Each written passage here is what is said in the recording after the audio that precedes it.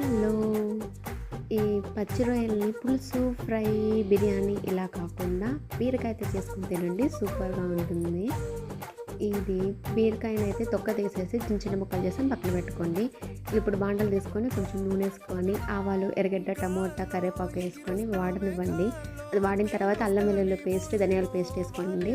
అది పచ్చివాసన అంతా పోయిన తర్వాత రొయ్యలు, బీరకాయ వేసుకొని ఫ్రై చేసుకోండి.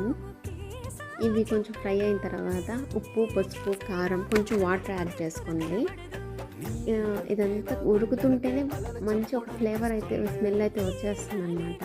చాలా బాగుంటుంది ఈ కూర. మీరు ట్రై చేయండి ఇంట్లో. అండ్ ఈ బీరకాయ పైన మనం లేయర్ తీసాం కదా, దాన్ని కూడా పచ్చడి చేసుకోవచ్చు. ఇంకో వీడియోలో ఆ పచ్చడి కూడా పెడతాను. అండ్ మీరు ట్రై చేసి ఎలా కుదిరిందో ఏంటో కామెంట్ చేయండి. ఇంతే అండి, సర్వ్ చేసుకొని తినేయడమే. బాగుంటుంది అన్నంలోకి, రోటీలోకి, వాటిలోకి ట్రై చేయండి. Thank you for watching.